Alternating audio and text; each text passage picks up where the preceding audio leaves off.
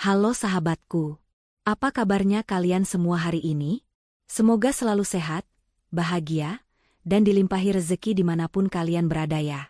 Selamat datang kembali di channel Cerita Momo. Momo mau tanya nih, kalian pernah nggak sih merasa tulus banget membantu keluarga? Tapi kebaikan kalian malah dianggap sepele dan dimanfaatkan habis-habisan? Rasanya pasti nyesek dan gregetan banget, kan? Nah, cerita kita kali ini bakal menguji emosi kita semua. Ini adalah kisah tentang Diva, seorang istri yang tulusnya luar biasa. Dia rela membiayai semua kebutuhan mertua dan adik iparnya yang tiba-tiba tinggal di rumahnya. Biaya kuliah mahal, uang jajan, makan, semua Diva yang tanggung. Tapi apa balasannya setelah 1 tahun? Diva malah dihina, difitnah, dan diusir paksa dari rumahnya sendiri. Mereka pikir, Diva itu lemah dan bisa disingkirkan begitu saja. Tapi mereka tidak tahu siapa Diva sebenarnya. Kalian siap buat ikut gregetan dan melihat pembalasan yang paling cerdas? Eits, tapi sebelum lanjut, Momo mau lihat dulu seberapa banyak sahabat yang sudah siap. Dukung channel Cerita Momo dengan cara klik tombol like di video ini. Bagi yang baru pertama kali mampir, selamat bergabung ya. Jangan lupa tekan tombol subscribe dan nyalakan lonceng notifikasinya, biar kita bisa terus bareng-bareng menikmati cerita yang lebih seru dan lebih greget lagi. Dan biar kita makin akrab, yuk langsung ramaikan kolom komentar di bawah. Tulis nama kalian, dari kota mana, dan ketik, hadir. Momo mau lihat, sahabat-sahabat dari kota mana aja yang siap mengawal pembalasan Diva hari ini. Sudah? Baiklah, kalau sudah kita tarik napas, siapkan hati, kita langsung masuk ke ceritanya. Langit malam memayungi rumah mewah bergaya modern minimalis itu dengan ketenangan. Di dalam, di ruang kerja pribadinya yang menghadap taman belakang yang rimbun, Diva baru saja menutup laptopnya. Rapat dewan direksi secara virtual barusan berjalan alot, membahas strategi ekspansi perusahaan yang bernilai triliunan rupiah. Di layar, dia adalah pemimpin yang tegas, dihormati, dan penentu keputusan. Tapi begitu laptop itu tertutup, dia kembali menjadi Diva, istri yang sangat mencintai suaminya, Seto. Diva memijat pelipisnya sejenak, melepaskan kacamata bacanya, lalu tersenyum. Dia melirik jam di dinding. Sebentar lagi Seto pulang. Dengan sigap, dia beranjak dari kursi kebesarannya, keluar dari ruang kerja, dan turun ke dapur megah mereka. Dia mengambil gelas, menyiapkan teh herbal hangat kesukaan Seto. Baginya, ritus kecil ini adalah kebahagiaan. Rumah ini, mobil-mobil mewah di garasi, dan perusahaan tempat Seto bekerja, semuanya adalah milik Diva. Warisan dari almarhum ayahnya yang berhasil dia kembangkan berkali-kali lipat hingga sukses besar. Namun, Seto tidak tahu. Di mata Seto, Diva hanyalah istri biasa yang kebetulan memiliki warisan rumah. Seto bekerja sebagai manajer tingkat menengah di perusahaan Diva, dan Diva membiarkan suaminya percaya bahwa Seto adalah pencari nafkah yang hebat. Seto sering mengeluh tentang betapa beratnya pekerjaannya, betapa menyebalkannya para direksi, dan betapa dia berharap bisa naik jabatan lebih cepat. Diva hanya akan mendengarkan dengan sabar, mengangguk, dan berkata, "Kamu pasti bisa, sayang. Kamu hebat." Diva menyembunyikan semua ini bukan karena dia jahat, tapi karena dia terlalu mencintai Seto. Dia takut jika Seto tahu kebenarannya, harga diri suaminya akan terluka. Dia ingin Seto merasa menjadi raja di rumah mereka. Terdengar suara mobil memasuki gerbang. Hati Diva menghangat. Dia bergegas ke ruang depan, tepat saat Seto membuka pintu. Jas kerja Seto terlempar begitu saja ke sofa bludru mahal berwarna krem. Malam, sapa Seto pendek, wajahnya tampak lelah dan sedikit kesal. "Selamat datang kembali, sayang," sapa Diva lembut, mengambil jas itu untuk menggantungkannya. "Hari ini berat, ya? Aku sudah siapkan teh hangat." Seto hanya bergumam, melonggarkan dasinya sambil berjalan menuju dapur. Biasalah. Rapat tadi kacau. Direksi baru itu banyak maunya, tidak mengerti lapangan. Untung aku bisa tangani. Diva tersenyum dalam hati. Direksi baru, yang Seto maksud adalah dirinya sendiri, yang tadi rapat menggunakan akun samaran untuk memantau kinerja manajer. "Aku tahu kamu pasti bisa. Kamu kan suamiku yang paling pintar," puji Diva tulus, menyerahkan gelas teh.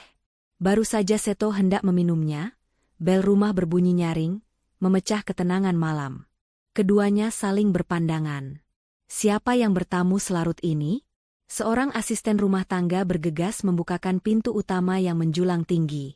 Di depan pintu, di bawah cahaya lampu teras yang temaram, berdiri dua sosok wanita. Seorang wanita parubaya dengan daster yang sedikit kusam, dan seorang gadis muda yang cemberut. Di samping mereka, bertumpuk koper-koper besar dan beberapa tas kain yang tampak berat. Itu Arni, ibu Seto, dan Devi, adiknya. Wajah Seto langsung berubah pias. Ibu? Devi? Ada apa ini?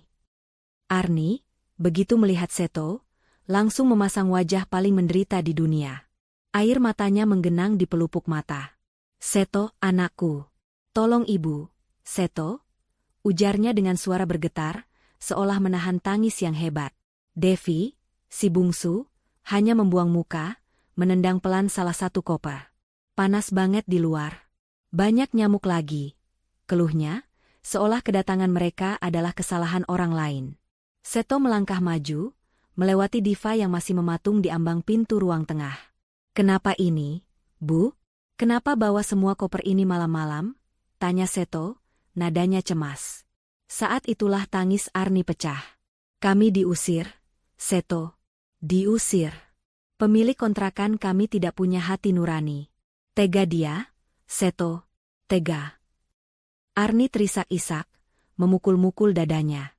Ibu telat bayar 2 minggu saja, barang-barang kami dilempar semua ke jalan. Ibu malu, Seto.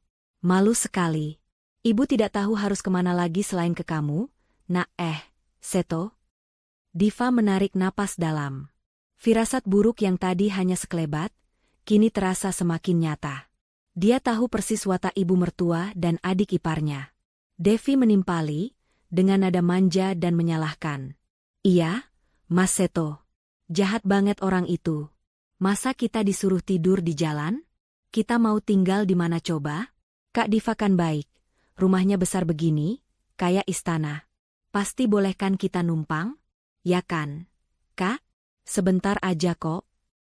Pandangan semua orang kini tertuju pada Diva. Diva menatap Seto, mencari pegangan. Wajah suaminya kini dipenuhi rasa iba yang mendalam, campur aduk dengan rasa bersalah karena tidak bisa merawat keluarganya. Sayang. Seto memegang tangan Diva. Tatapannya memohon. Kasihan ibu dan Devi. Mereka keluargaku satu-satunya. Cuma untuk sementara, ya? Sampai aku dapat tempat tinggal baru buat mereka. Aku janji, sementara. Hati Diva menjerit. Dia tahu, sementara, versi Arni dan Devi bisa berarti selamanya. Dia tahu rumah ini adalah miliknya, dan dia punya hak penuh untuk menolak. Tapi melihat wajah Seto, cinta mengalahkan logikanya. Dia tidak tega melihat suaminya sedih atau merasa gagal sebagai anak. Dengan tarikan napas panjang, Diva memasang senyum terbaiknya. Senyum tulus seorang istri yang mencintai suaminya. Tentu saja, Seto. Ini kan juga rumah kamu, katanya lembut, meski kalimat itu adalah kebohongan yang dia ciptakan sendiri. Ibu Arni, Devi, ayo masuk. Jangan di luar terus, tidak baik. Anggap saja rumah sendiri. Secepat keran ditutup, tangis Arni berhenti. Matanya yang tadi basah kini berbinar liar, memindai kemewahan interior rumah Diva, dari lantai marmer impor hingga lampu kristal raksasa di lobi utama. Diva, menantuku sayang. Ibu tahu kamu memang yang terbaik. Hati kamu mulia sekali, tidak seperti pemilik kontrakan pelit itu. Devi, tanpa menunggu dipersilakan lagi, langsung menyeret kopernya masuk, menjatuhkan dirinya di sofa beludru tempat jas Seto tadi terlempar. Wah, gila, empuk banget, TV-nya gede banget. Kak, lebih gede dari di sinetron. Serunya tanpa rasa malu. Seto memeluk Diva erat. Terima kasih, sayang. Aku tahu kamu pasti mengerti. Aku janji, cuma sebentar. Diva membalas pelukan Seto, memejamkan mata sejenak. Iya, sementara, bisiknya. Dia menyuruh asisten rumah tangga membawa koper-koper itu. Tolong siapkan kamar tamu di paviliun belakang.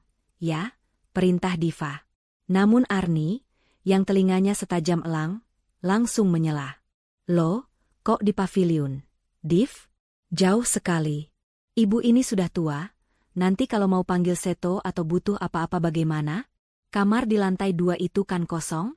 Yang dekat kamar kalian, yang jendelanya besar menghadap taman. Diva tertegun. Kamar yang Arni maksud adalah ruang kerjanya. Ruang pribadinya. Tapi, Bu itu. Ide bagus, Bu. Potong Seto cepat, sebelum Diva selesai bicara. Biar dekat. Jadi ibu gampang kalau perlu apa-apa. Ya kan? Sayang? Pakai kamar itu saja. Ya? Ruang kerja bisa pindah ke pavilion. Kan? Malam itu, di bawah tatapan penuh kemenangan Arni dan Devi, serta tatapan penuh harap Seto, Diva hanya bisa mengangguk pelan. Baiklah, ujarnya lirih. Surga yang dia bangun untuk pernikahannya, malam itu resmi menerima tamu-tamu yang kelak akan membakar surga itu hingga ke akarnya. Janji Seto bahwa, hanya sementara, ternyata memiliki definisi yang sangat lentur. Selentur kesabaran Diva yang terus-menerus diuji. Hari berganti minggu, minggu berganti bulan, dan tanpa Diva sadari, kalender di dapurnya telah berganti lembar sebanyak 12 kali. 1 tahun penuh telah berlalu sejak Arni dan Devi menjejakkan kaki di rumahnya, membawa koper dan wajah memelas. Wajah memelas itu kini telah sirna, digantikan oleh topeng arogansi dan rasa berhak yang tak terhingga. Sementara, telah menjadi permanen. Benalu itu telah menjalar, akarnya mencengkeram begitu kuat hingga nyaris mencekik sang pohon inang. Sifat asli Arni dan Devi mekar lebih cepat daripada bunga di taman Diva yang dirawat mahal. Arni, yang awalnya hanya meminta kamar kerja Diva, kini telah menjadi penguasa absolut di rumah itu. Dia bertindak bak seorang ratu, sementara Diva, si pemilik sah, diperlakukan seperti tamu yang menumpang. Pagi itu, Diva turun untuk sarapan, namun langkahnya terhenti di ruang keluarga. Jantungnya serasa diremas. Lukisan abstrak karya seniman ternama, koleksi kesayangan Diva yang bernilai ratusan juta, telah hilang dari dinding utama. Sebagai gantinya, tergantung sebuah lukisan pemandangan gunung kembar dengan sawah dan matahari, jenis lukisan yang umum dijual di pinggir jalan, dengan bingkai ukiran emas yang mencolok mata. Ibu Ar? Ibu, lukisan saya di mana? Tanya Diva, suaranya bergetar menahan amarah. Arni keluar dari ruang makan, mengelap mulutnya dengan serbet. Oh, yang gambar coret-coret tidak jelas itu? Ibu pindahkan ke gudang. Bikin pusing lihatnya, jawabnya enteng, seolah baru saja membuang keset lama. Ibu ganti pakai ini. Bagus. Kan? Adem lihatnya. Ini ibu beli pakai uang belanja bulanan yang kamu kasih. Diva memejamkan mata. Uang belanja bulanan yang Arni maksud adalah uang yang Arni ambil dari dompet Seto, yang tentu saja asalnya dari rekening Diva. Bukan hanya lukisan.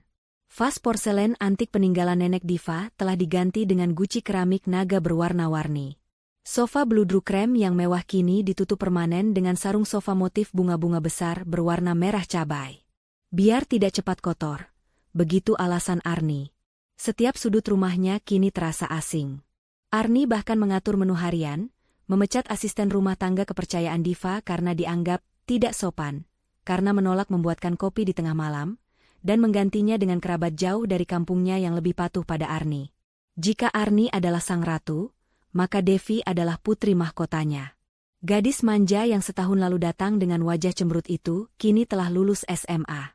Suatu sore, saat Diva sedang bersantai di tepi kolam renang, mencoba mencari sisa kewarasannya, Devi datang dan melempar sebuah brosur ke pangkuan Diva. Kak Diva, aku sudah putuskan, kata Devi dengan nada yang tidak menerima penolakan. Diva menatap brosur mengilap itu. Universitas Internasional Pelita Nusantara. Jurusan Desain Mode. Mata Diva membelalak saat melihat rincian biaya masuknya. Devi, ini kan mahal sekali, ucap Diva pelan. Devi memutar bola matanya, gestur yang sudah sangat Diva hafal. Yaelah, Kak, mahal dari mana? Sih, kakak kan kaya, Mas Seto juga manajer senior. Gengsi dong, masa adik iparnya kuliah di kampus ecek-ecek? Aku tidak mau ya teman-temanku nanti tahu aku kuliah di tempat murah. Napas Diva tercekat. Tapi ini bukan cuma soal uang masuk. Devi. Biaya per semesternya, bahan-bahannya? Tentu saja, potong Devi cepat.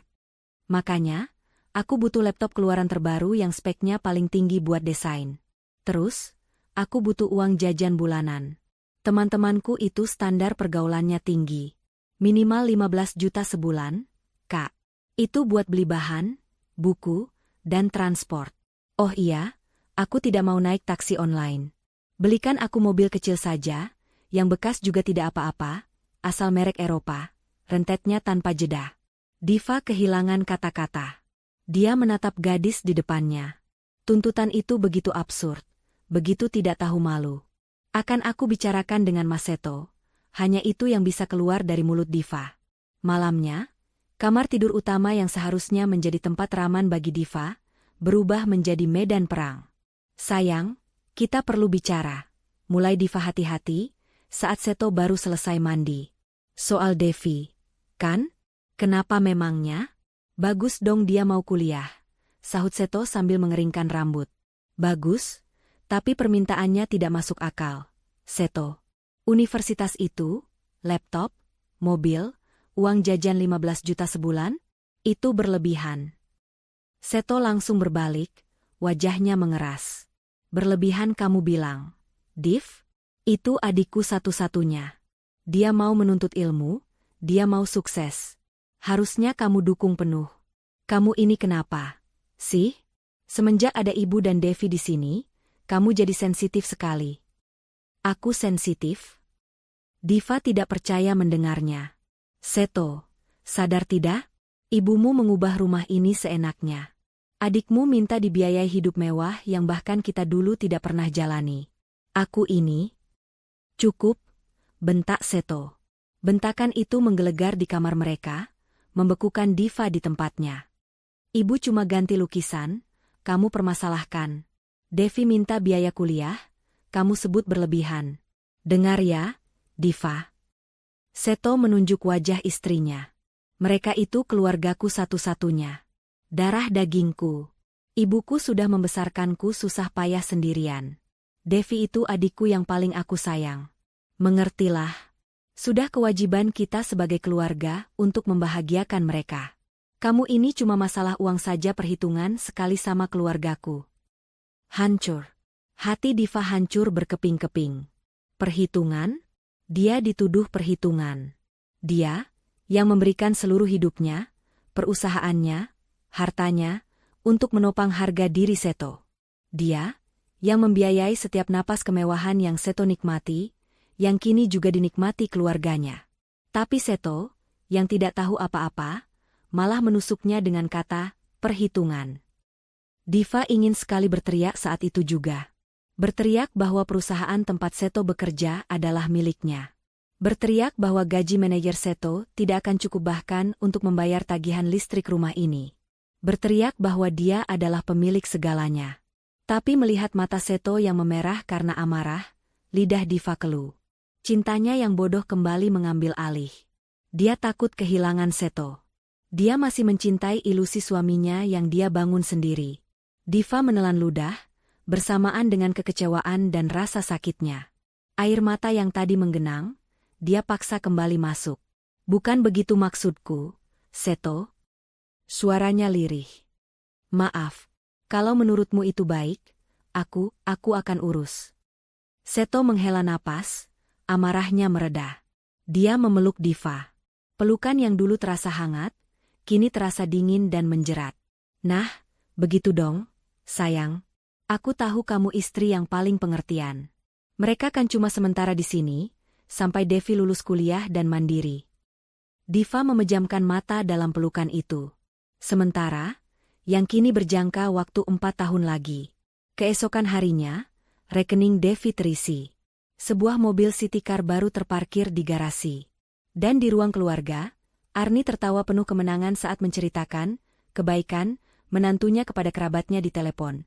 Sementara matanya melirik sinis ke arah Diva yang sedang menandatangani cek untuk biaya renovasi dapur yang diinginkan Arni. Diva menelan semua kekecewaannya, membiayai setiap tuntutan, mengubah rasa sakit hatinya menjadi bahan bakar. Dia belum sadar bahwa kekecewaan yang dia telan bulat-bulat itu suatu hari akan meledak menjadi sesuatu yang jauh lebih besar dari sekadar kemarahan.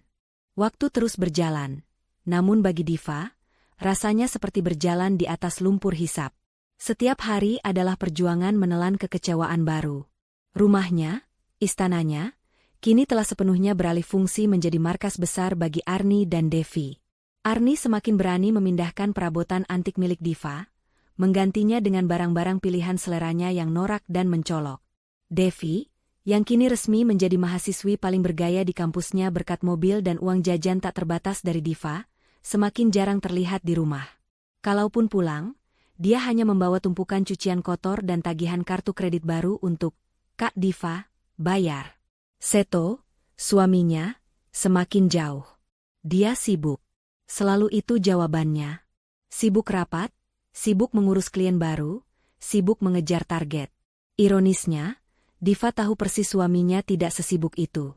Sebagai pemilik perusahaan, dia memantau kinerja Seto dari kejauhan. Kinerjanya biasa saja, cenderung menurun.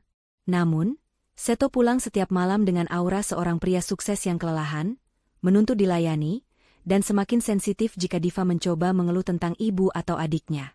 Malam itu, Diva terbangun sekitar pukul 2 dini hari. Perutnya terasa kram. Bukan kram biasa, tapi kram yang dia kenali sebagai tanda kekecewaan dan stres yang menumpuk. Dia melirik ke sisi ranjang yang lain. Kosong. Seto belum tidur di sampingnya selama 3 malam berturut-turut. Alasannya, dia harus menyelesaikan proposal penting dan tidak mau mengganggu Diva dengan suara ketikan laptop. Dia tidur di kamar tamu di lantai bawah. Hati Diva berdesir. Rasa sepi yang dingin menusuknya. Dia bangkit dari tempat tidur, jubah tidur sutranya menyapu lantai marmer yang dingin. Dia bahkan tidak mengenakan sandal, hanya ingin segera turun, mengambil segelas air hangat, dan mungkin, hanya mungkin, memeriksa Seto. Dia masih merindukan suaminya. Dia masih memegang sisa-sisa cinta yang bodoh itu, berharap semua ini akan berlalu. Rumah itu gelap total. Para asisten rumah tangga sudah tidur di paviliun belakang. Diva menuruni tangga spiral yang megah itu dalam keheningan, hanya diterangi cahaya bulan yang menembus jendela-jendela kaca raksasa. Saat kakinya menginjak lantai dasar, dia terhenti. Ada suara. Bukan suara ketikan laptop. Itu suara tawa. Tawa kecil yang tertahan, datang dari arah ruang keluarga yang menghadap kolam renang. Diva mengerutkan kening. Siapa yang tertawa jam 2 pagi? Dengan langkah tanpa suara, dia berjalan pelan, bersembunyi di balik pilar besar yang membatasi koridor dan ruang keluarga. Pemandangan di depannya membuat darahnya membeku. Di sana, di sofa mewah yang telah disarungi kain merah norak oleh Arni, duduklah 3 orang. Seto, Arni, dan Devi. Mereka tidak tampak seperti orang yang sedang bekerja keras atau kelelahan. Mereka tampak santai, dengan beberapa kaleng minuman soda dan sisa camilan di meja. Mereka sedang merayakan sesuatu. Gila, Mas. Keren banget. Suara Devi terdengar jelas, bernada kekaguman. Jadi cewek itu beneran anak pengusaha kaya raya? Lebih kaya dari Kak Diva? Diva menahan napas. Cewek? Terdengar suara Seto, suaminya. Suara yang dalam, tapi kali ini terdengar begitu licik dan penuh kemenangan. Jauh, Dev. Ini levelnya beda. Namanya, Rena. Ayahnya pemilik jaringan hotel mewah. Kakakmu itu tidak ada apa-apanya dibanding dia. Jantung Diva serasa berhenti berdetak. Bagus. Bagus, Seto, anakku. Suara Arni menimpali, terdengar serak karena gembira. Ibu sudah bilang, kan? Kamu itu terlalu bagus buat si Diva. Dia itu. Arni berhenti sejenak, lalu melanjutkan dengan nada penuh penghinaan. Sudah mandul, kerjanya cuma menghamburkan uang orang tua, tidak bisa mengurus suami. Mandul. Kata itu menghantam Diva seperti tamparan api. Dia mencengkeram pilar itu erat-erat, hingga buku-buku jarinya memutih. Dia dan Seto telah mencoba memiliki anak selama bertahun-tahun. Dokter berkata tidak ada masalah fisik pada keduanya, hanya perlu mengurangi stres. Diva mengira Seto mendukungnya. Tapi malam ini, dia mendengar suaminya hanya diam saat ibunya melontarkan hinaan paling menyakitkan itu. Ibu ini sudah tidak sabar. Seto, lanjut Arni, nadanya berubah tidak sabar. Kapan kamu ceraikan si mandul itu? Ibu sudah muak lihat mukanya yang pura-pura sabar itu. Jijik. Diva menutup mulutnya dengan kedua tangan, menahan isakan yang mendesak keluar. Air mata panas mulai mengalir di pipinya. Sabar, Bu. Sabar, jawab Seto. Suara yang selalu menenangkan Diva itu kini terdengar seperti desisan ular. Semua ada rencananya. Aku sedang dekati, Rena, ini. Dia sudah lengket sekali. Aku bilang ke dia kalau aku terjebak dalam pernikahan yang tidak bahagia dengan istri yang sakit-sakitan. Sakit-sakitan? Diva memaki dalam hati. Devi terkikik. Mas Seto pintar banget aktingnya. Lalu, rencana selanjutnya apa? Gampang, kata Seto. Begitu, Rena, setuju menikah, aku akan ceraikan Diva. Tapi sebelum itu, suara Seto merendah, menjadi konspirasi yang mengerikan, aku harus pastikan semua asetnya pindah ke aku. Aku sedang bujuk dia buat masukkan namaku ke sertifikat rumah ini. Susah sekali, dia pintar berkelit. Tapi aku akan paksa. Arni mendengus. Rumah ini jelas harus jadi milik kita. Ibu tidak mau tahu. Bukan cuma rumah, Bu, sahut Seto lagi, dan kali ini ada nada sombong dalam suaranya. Perusahaan itu. Perusahaan tempat aku kerja. Aku tahu celah-celahnya. Aku akan buat seolah-olah ada kerugian besar, lalu aku akan tawarkan solusi lewat investor baru, yang tidak lain adalah ayahnya, Rena. Begitu dia masuk, aku akan ambil alih pelan-pelan. Kita kuasai rumah ini, kita ambil alih perusahaan itu, baru Diva kita tendang. Tendang? Ulang Devi, seperti anak kecil yang menyukai kata baru. Iya, kata Seto dingin. Kita tendang dia keluar dari sini tanpa sepeser pun. Biar dia jadi gembel di jalanan. Itu balasan yang pantas buat wanita yang tidak bisa menghargai suami dan keluarga suaminya. Tawa Arni dan Devi meledak. Tawa yang renyah di tengah keheningan malam. Tawa di atas reruntuhan hati Diva. Cukup. Diva sudah mendengar cukup. Dia tidak bisa lagi bernapas. Udara di sekitarnya terasa beracun. Pengkhianatan ini terlalu dalam, terlalu terencana. Ini bukan sekadar perselingkuhan. Ini adalah perampokan berencana yang didalangi oleh suaminya sendiri, ibu mertuanya, dan adik iparnya. 3 orang yang selama ini dia biaya hidupnya, dia layani, dan dia cintai, dalam kasus Seto. Sapi perah, yang bodoh. Si mandul, yang pelit. Air mata Diva berhenti mengalir. Sesuatu yang dingin dan keras menggantikan rasa sakitnya. Sesuatu yang tajam dan fokus. Hatinya yang tadi hancur berkeping-keping, kini terasa membeku, mengeras menjadi baja. Dengan langkah yang sama tanpa suaranya seperti saat dia turun, Diva berbalik. Dia tidak lari. Dia berjalan. Mundur perlahan, menjauh dari pilar, menaiki setiap anak tangga dengan punggung tegap, meski kakinya gemetar hebat. Dia kembali masuk ke kamar tidur utama. Kamar tidurnya. Kamar tidur miliknya. Dia mengunci pintu. Sesuatu yang tidak pernah dia lakukan sebelumnya. Dia berdiri di depan cermin besar di ruang ganti. Menatap pantulan wanita di depannya. Wajahnya pucat, basah oleh air mata yang sudah mengering. Matanya merah, tapi tatapannya baru.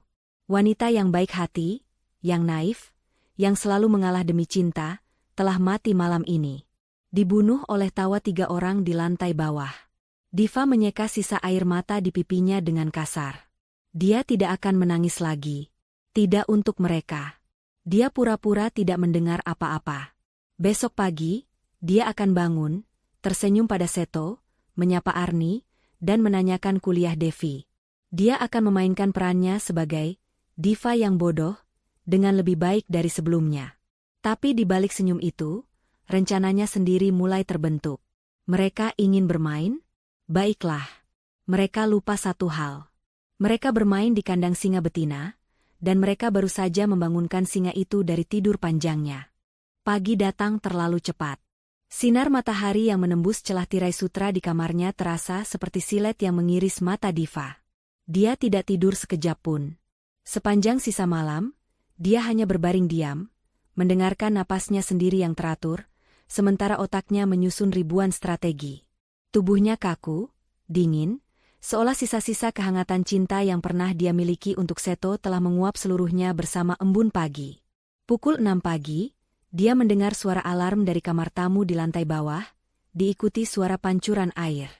Seto sedang bersiap. Diva bangkit. Dia tidak akan membiarkan mereka melihat kehancurannya. Dia berjalan ke kamar mandi mewahnya dan menatap pantulan dirinya di cermin. Matanya merah dan sembab. Wajahnya pucat pasi. Dia tampak seperti korban. Tidak. Dia membasuh wajahnya dengan air dingin berkali-kali. Dia menepuk-nepuk pipinya, mencoba mengembalikan sedikit warna, tapi dia membiarkan matanya tetap terlihat lelah dan sayu. Ya, dia akan menggunakan kebohongan Seto untuk keuntungannya sendiri. Istri yang sakit-sakitan. Tepat saat dia selesai mengenakan jubah tidurnya yang paling sederhana, pintu kamar utama terbuka. Seto masuk untuk mengambil dasi dan jam tangannya. "Pagi, sayang," sapa Seto. Suaranya terdengar normal, seolah malam tadi tidak ada konspirasi mengerikan yang dia pimpin. Suaminya adalah aktor yang hebat. Diva berbalik perlahan. Dia membiarkan suaranya terdengar lemah dan serak. "Pagi, Mas." Seto menghentikan gerakannya yang sedang memasang jam tangan. Dia menatap Diva lekat. "Kamu tidak apa-apa?" "Ya ampun, Diva, kamu kelihatan pucat sekali." "Sakit?" Ada nada khawatir dalam suaranya. Diva kini bisa mendeteksi kepalsuan itu dengan jelas. Itu bukan khawatir karena cinta. Itu adalah kekhawatiran seorang pemilik aset, cemas asetnya rusak sebelum bisa dicairkan. Diva memainkan perannya. Dia memegang kepalanya seolah pusing. "Iya, Mas.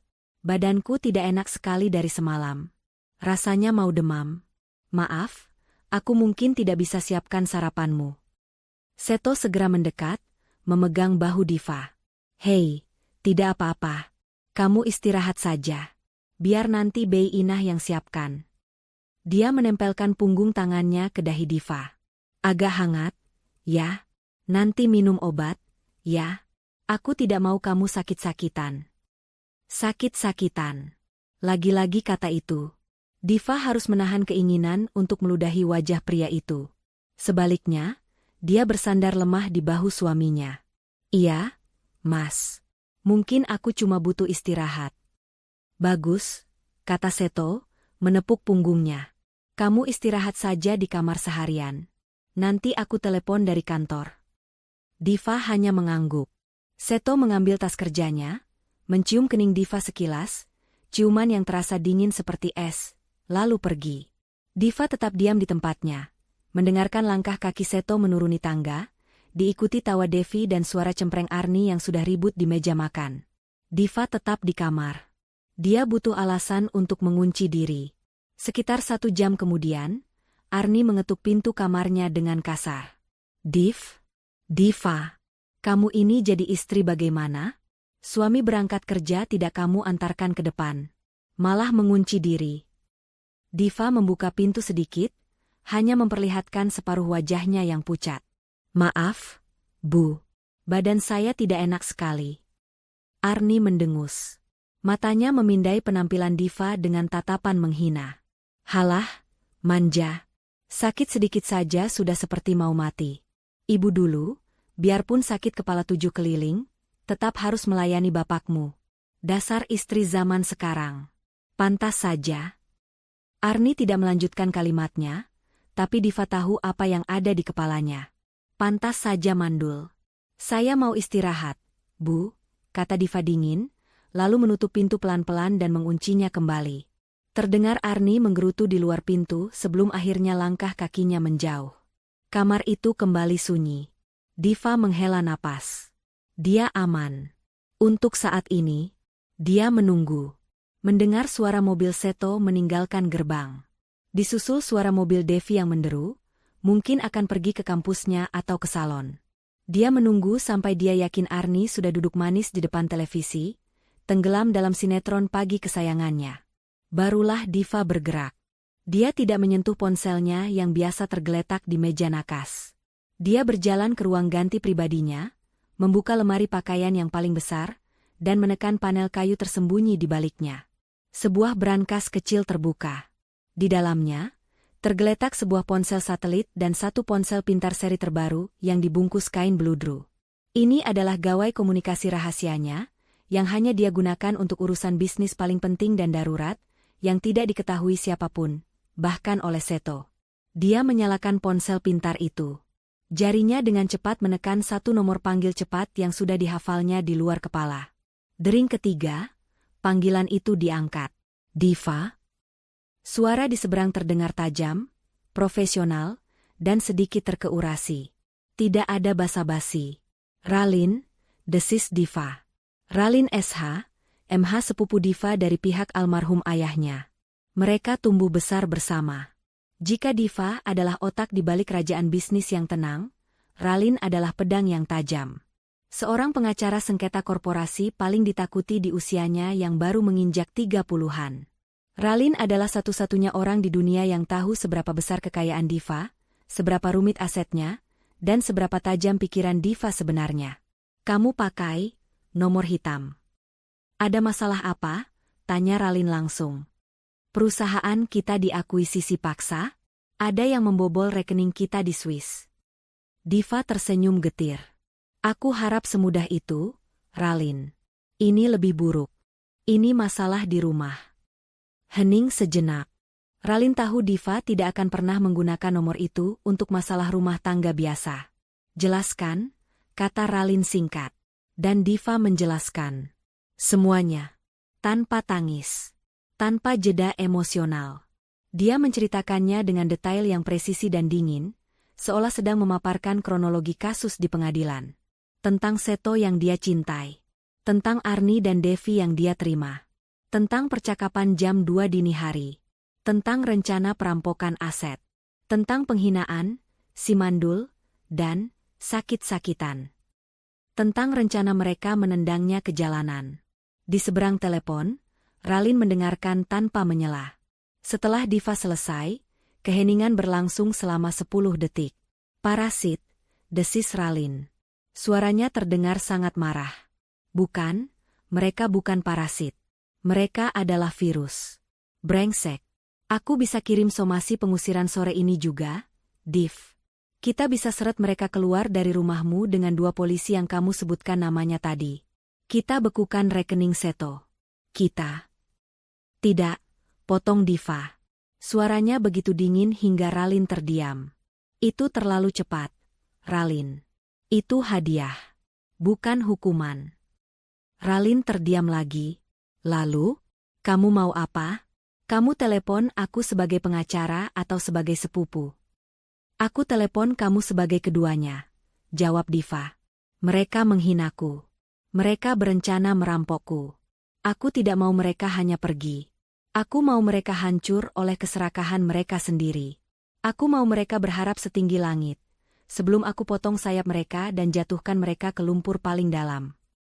Terdengar Ralin menghela napas, lalu tertawa kecil. Tawa yang sinis dan cerdas. Oh, aku suka sekali arah pembicaraan ini. Lanjutkan. Mereka sedang merencanakan ini semua demi wanita idaman lain, lanjut Diva. Seorang wanita bernama Rena.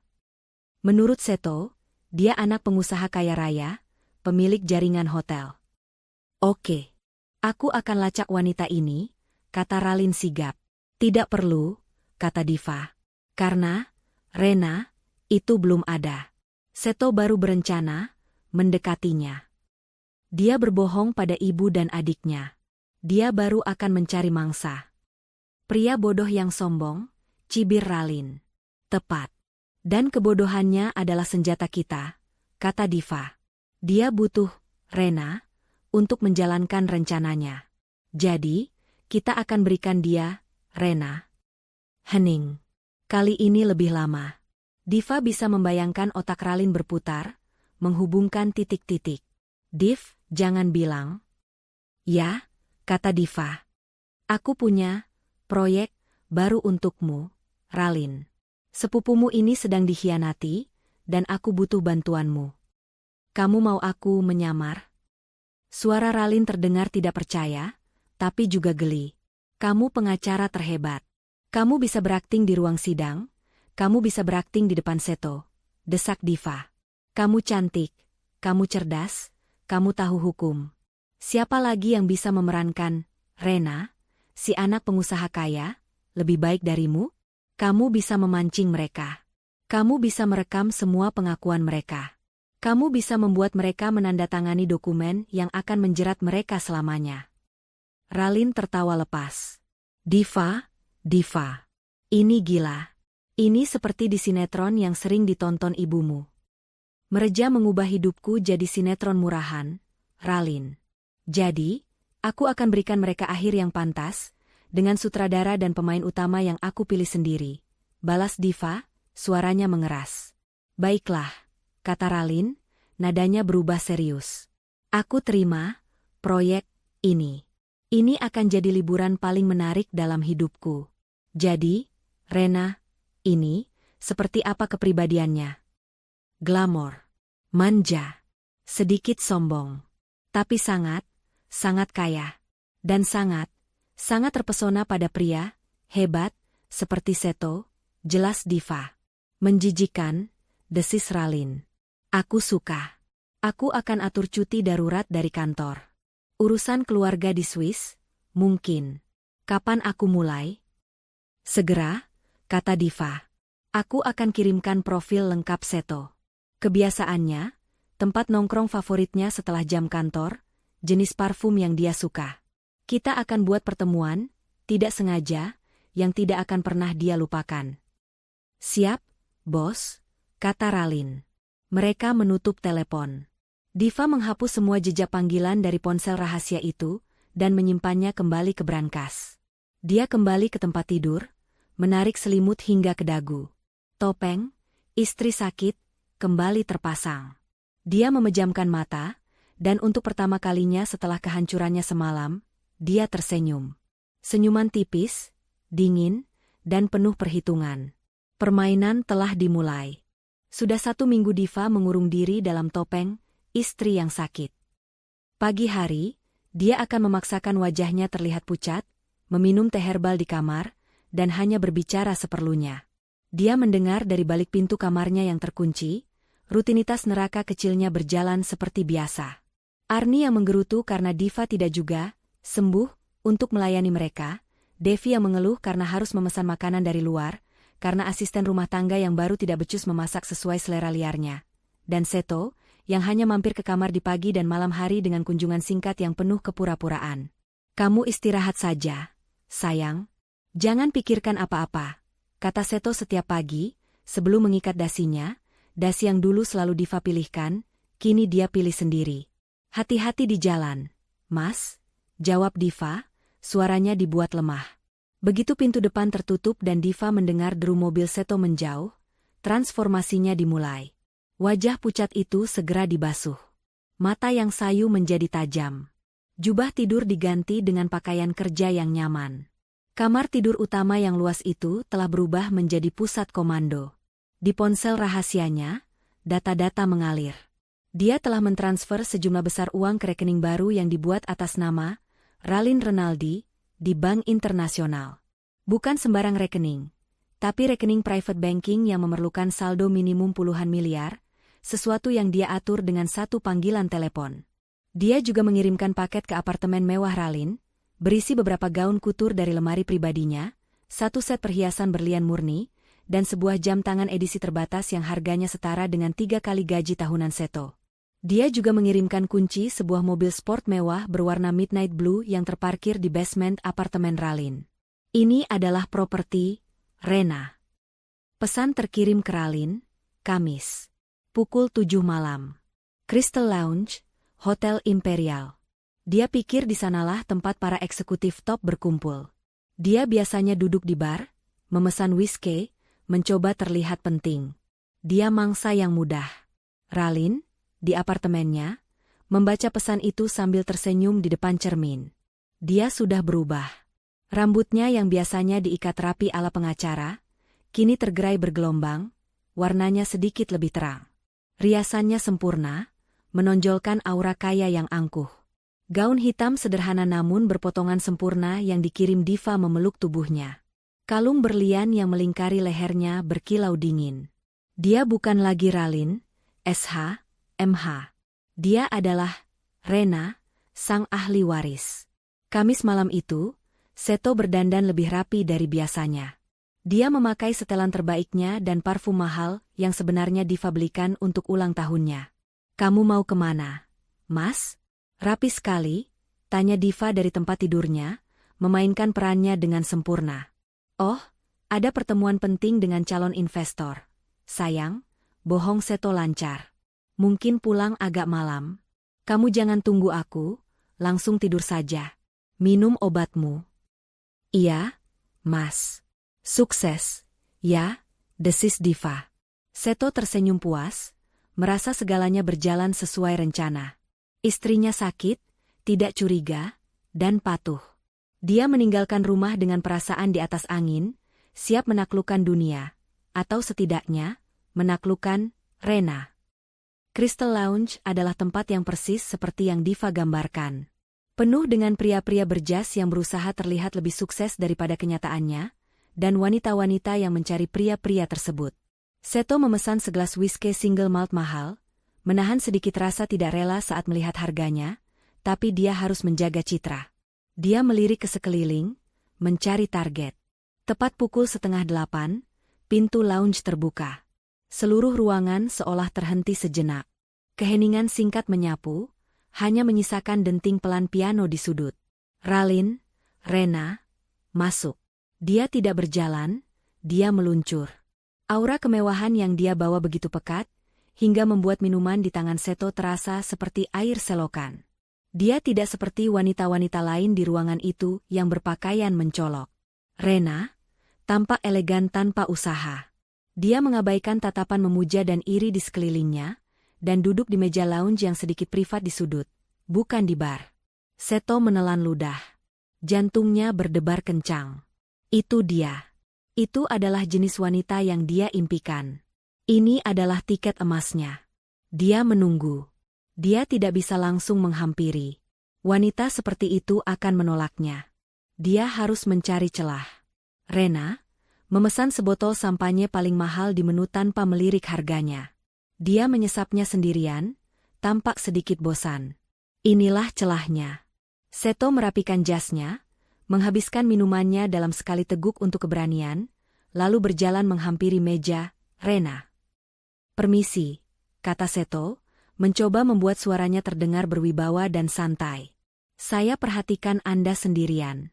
Boleh saya temani?" Ralin mendongak.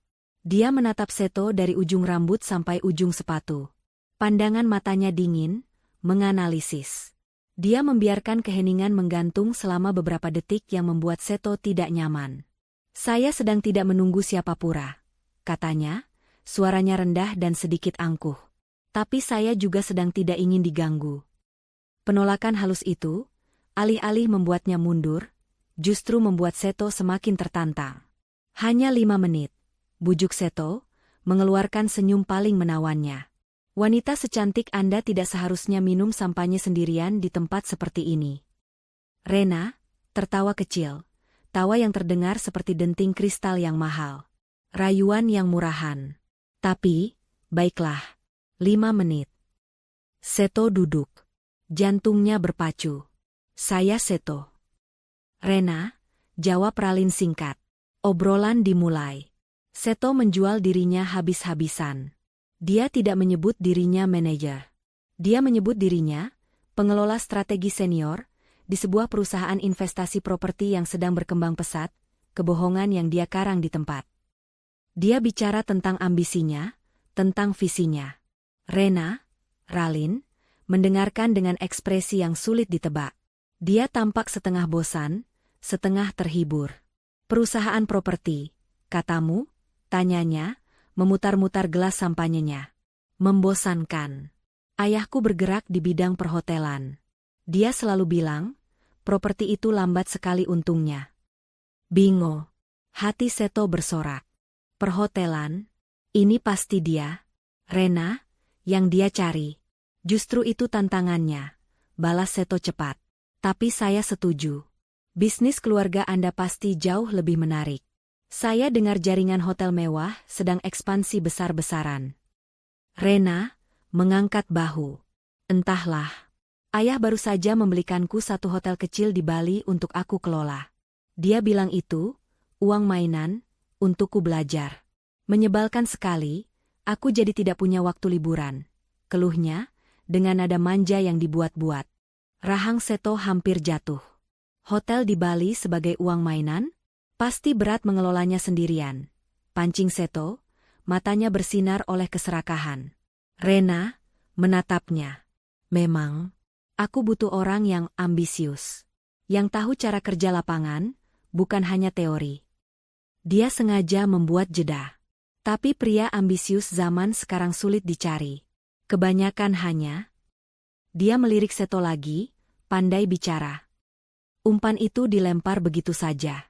Seto melahapnya mentah-mentah. Anda belum bertemu orang yang tepat, Rena. Saya adalah orang lapangan. Saya tahu cara mengubah visi menjadi keuntungan. Di rumah, Diva menatap layar laptopnya.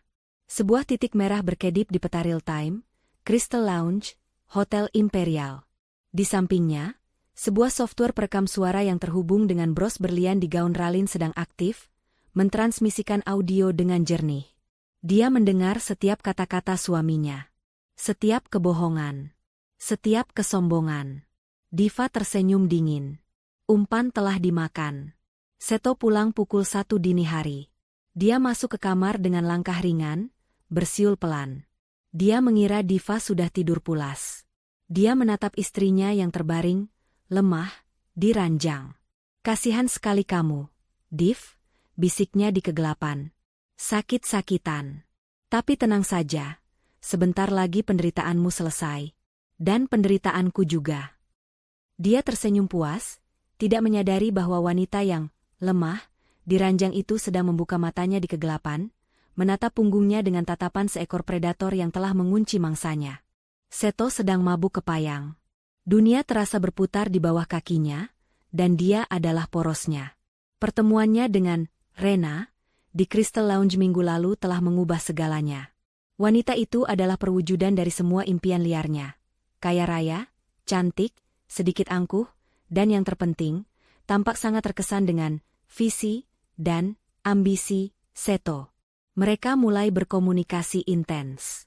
Bukan lagi Seto yang mengejar, kini Rena yang aktif. Wanita itu mengiriminya pesan-pesan singkat yang manja, mengeluh tentang kebosanan hidupnya, dan sesekali memuji kecerdasan Seto yang dia anggap sebagai angin segar. Seto merasa seperti pemenang. Akibatnya, di rumah Diva, Seto menjadi bayangan. Dia pulang semakin malam, seringkali dengan aroma parfum wanita yang asing, aroma parfum mahal milik Ralin, yang samar-samar menempel di jasnya. Dia beralasan ada proyek besar baru, yang sedang dia tangani bersama investor. Dia menyebut Rena sebagai investor di depan Diva. Diva, dari atas ranjang, sakitnya, hanya mengangguk lemah. Jaga kesehatan, Mas. Jangan terlalu lelah, jawabnya, memainkan peran istri yang pasrah dengan sempurna. Arni dan Devi tidak peduli. Selama Seto terlihat senang dan uang terus mengalir, mereka tidak ambil pusing. Arni bahkan berkomentar sinis suatu pagi, syukurlah Seto sibuk kerja di luar. Jadi dia tidak perlu lihat istrinya yang sakit-sakitan terus di kamar. Bikin rezeki seret. Mereka tidak tahu, di balik pintu kamar yang terkunci itu, istri yang sakit-sakitan, itu sedang bekerja lebih keras daripada Seto seumur hidupnya. Sementara Seto sibuk merajut mimpi palsu, Diva berubah menjadi akuntan forensik. Penyakitnya adalah alibi terbaik. Dia punya waktu berjam-jam sendirian. Dengan laptop rahasianya, dia menarik data perbankan pribadinya selama 1 tahun terakhir. Dia memilah satu persatu, dengan ketelitian seorang ahli bedah. Layar laptopnya menyala, menampilkan deretan angka yang menyakitkan. Transfer, Universitas Internasional Pelita Nusantara.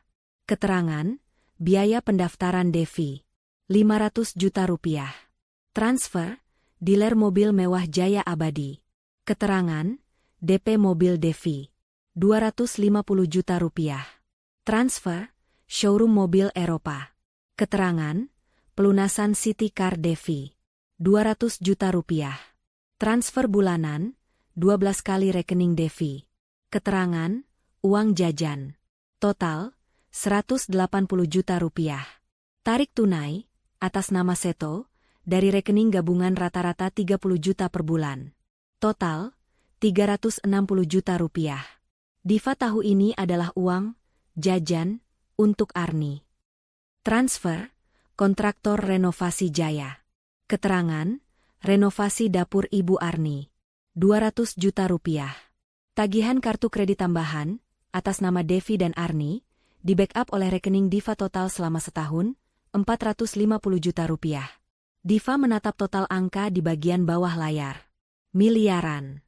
Uang yang dia hasilkan dengan keringat dan otaknya, dikuras habis oleh 3 parasit untuk kemewahan yang tidak mereka hargai. Dia menyimpan setiap struk digital, setiap bukti transfer, setiap tagihan. Dia menyusunnya ke dalam folder terenkripsi yang rapi. Folder itu kemudian dia kirim ke Ralin. Pesannya singkat, tagihan untuk para benalu. Di apartemen mewahnya, Ralin menerima email itu. Dia sedang bersiap-siap untuk kencan berikutnya dengan Seto malam itu. Dia membuka folder kiriman Diva. Matanya menyipit saat melihat jumlahnya. Nafsunya untuk menghancurkan Seto semakin membara. Ralin beralih dari mode Rena menjadi mode pengacara Ralin, SH, MH. Dia membuka laptop kerjanya, laptop yang berbeda dari yang dia gunakan untuk media sosial, Rena. Jemarinya menari di atas keyboard, bukan untuk mengetik rayuan, tapi untuk merancang senjata legal paling mematikan. Dia menyusun sebuah dokumen. Judulnya sederhana namun mengancam, Surat Perjanjian Pengakuan Utang. Isinya jauh dari sederhana. Dokumen itu merinci setiap rupiah yang Diva keluarkan, bukan sebagai hadiah atau biaya hidup istri, tapi sebagai pinjaman dana talangan yang diberikan oleh Diva selaku individu, kepada Seto, selaku kepala keluarga yang bertanggung jawab atas hidup Ibu Arni dan Devi. Dokumen itu menyatakan bahwa Seto mengakui telah menerima dana tersebut dan berjanji akan mengembalikannya secara penuh, ditambah bunga penalti sebesar 20% per tahun, yang akan jatuh tempo dan dapat ditagih sewaktu-waktu sesuai kehendak pemberi pinjaman, Diva. Ralin tersenyum sinis. Kamu bilang kamu kepala keluarga, Seto? Baiklah. Mari kita lihat kamu bertanggung jawab atas tagihan keluargamu, gumamnya. Dokumen itu dia cetak. Disimpan dalam map kulit mahal, menunggu waktu yang tepat. Malam itu, Rena membawa Seto ke level berikutnya. Sebuah restoran private dining di puncak gedung pencakar langit. Hanya ada mereka berdua, pemandangan kota berkilauan di bawah, dan sebotol anggur yang harganya setara motor baru. Seto merasa seperti dewa. Rena tampak memujanya. Dia tertawa, dia bercerita, dia meminum anggur lebih banyak dari seharusnya. Rena, Ralin, memajukan tubuhnya sedikit. Bros berlian di gaunnya, yang sebenarnya adalah alat perekam audio-video berteknologi tinggi, menangkap setiap detail dengan sempurna. Seto, aku harus jujur, kata Ralin dengan nada manja, tapi ada getaran, serius, di dalamnya. Ayahku menanyakan tentangmu. Dia tidak suka aku dekat dengan pria yang sudah menikah. Jantung Seto berdebar kencang. Ini dia. Momen penentuan. Rena, aku. Ralin meletakkan jarinya di bibir Seto. SSST. Aku tahu. Istrimu sakit-sakitan. Kamu kasihan padanya. Kamu pria yang baik. Dia menarik napas. Tapi aku tidak bisa menunggu selamanya. Seto, ayahku ingin menjodohkanku dengan anak pemilik jaringan kasino di Makau. Panik. Seto merasakan panik yang luar biasa. Kasino Makau? Dia akan kalah telak. Dia harus mengunci Rena sekarang juga. Tidak. Rena, dengarkan aku. Seto meraih kedua tangan Ralin, matanya menyala oleh keserakahan yang dia salah artikan sebagai cinta. Kamu tidak perlu khawatir tentang istriku. Dia itu masa lalu. Masa lalu bagaimana? Kalian masih satu rumah. Pancing Ralin. Itu hanya sementara, desak Seto, suaranya sedikit meninggi. Dengarkan aku, Rena. Ini rencanaku. Istriku itu bodoh. Dia mandul. Dia pikir aku tidak tahu dia punya sedikit warisan. Rumah itu, dan beberapa saham di perusahaan tempatku bekerja. Aku sedang dalam proses mengambil alih semuanya. Mata Ralin membelalak, pura-pura terkejut dan terkesan. Mengambil alih? Maksudmu? Seto, merasa di atas angin karena, Rena, terkesan dengan kejantanannya, tertawa pongah. Tentu saja. Ibuku dan adikku sudah berhasil membuat hidupnya seperti di neraka. Dia sakit-sakitan sekarang, mentalnya lemah. Aku hanya perlu membuatnya menandatangani beberapa surat kuasa. Bilang saja untuk mengurus pajak atau asuransi. Dia bodoh, dia akan tanda tangan. Rekaman itu berjalan sempurna. Seto melanjutkan, suaranya kini berbisik konspiratif. Begitu rumah itu atas namaku, aku akan gunakan koneksi ayahmu, sayang. Kita ambil alih perusahaan itu bersama Fama. Setelah semua asetnya pindah, aku akan menceraikan dia. Aku akan menendangnya keluar dari rumah itu tanpa sepeser pun. Biar dia tahu rasa. Dia mencium tangan Ralin, akan memulai hidup baru.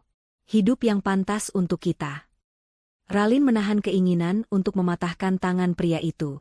Sebaliknya, dia tersenyum, senyum paling manis dan palsu yang bisa dia kumpulkan. Seto, kamu hebat sekali. Aku tidak tahu kamu sepintar ini. Di kamarnya yang gelap, ratusan kilometer jauhnya, Diva mendengarkan rekaman itu secara langsung melalui koneksi aman. Dia tidak menangis. Tidak ada air mata yang tersisa. Yang ada hanya rasa dingin yang membekukan. Dia mendengar suaminya, ayah dari anak-anak yang tidak pernah mereka miliki, tertawa saat merencanakan kehancurannya. Dia mendengar pria yang sama, yang dulu berjanji akan melindunginya, kini menyebutnya bodoh dan mandul. Sebuah pesan masuk ke ponsel Ralin yang sedang tergeletak di meja makan mewah itu. Ralin meliriknya. Pesan dari Diva. Rekaman diterima. Bukti cukup. Lanjutkan ke fase 3, pertemuan keluarga. Rencana Seto, Arni, dan Devi tampaknya berjalan lebih mulus dari yang mereka bayangkan. Diva masih terbaring, sakit, di kamarnya. Dia menjadi semakin pendiam, pucat, dan seolah sudah menyerah pada hidup.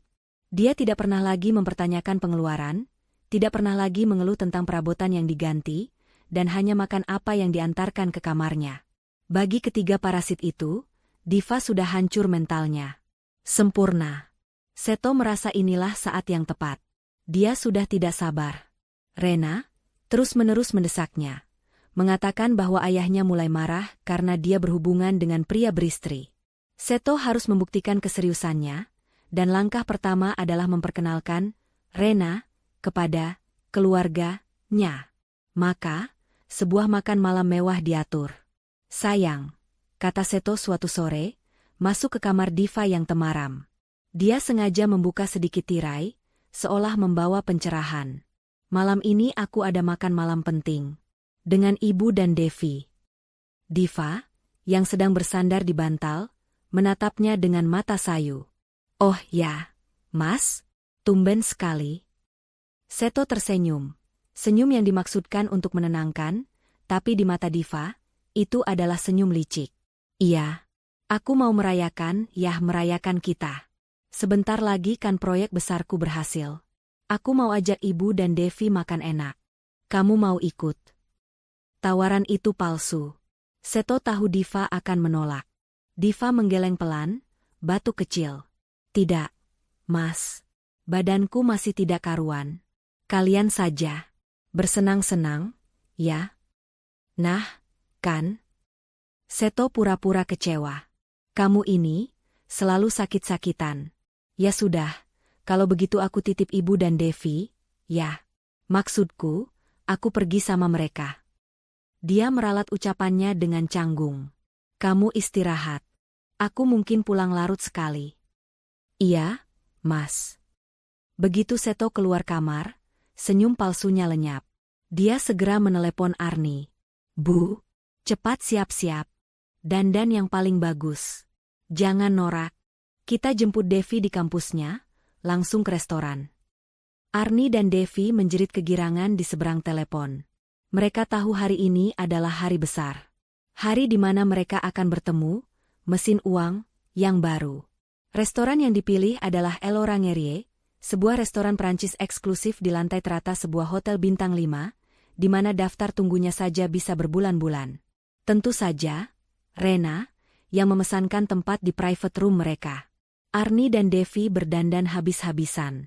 Devi memakai gaun mini ketat berwarna merah menyala, sementara Arni memakai kebaya modern penuh payet yang berkilauan, lengkap dengan tatanan rambut sanggul tinggi dan perhiasan imitasi besar-besar yang mereka beli menggunakan kartu kredit Diva. Seto sendiri memakai setelan paling mahal yang dia punya. Lagi-lagi, dibelikan Diva saat ulang tahun pernikahan mereka. Ingat ya, Bu, Dev, bisik Seto tegang saat mereka di lobi restoran. Jangan norak. Jangan banyak tanya. Biar Mas yang bicara. Dia ini orang kaya lama, seleranya tinggi. Jadi, bersikaplah yang berkelas. Arni mendengus. Ibu tahu, Seto. Kamu kira ibu ini orang udik. Mereka diantar ke private room dengan pemandangan kota yang gemerlapan.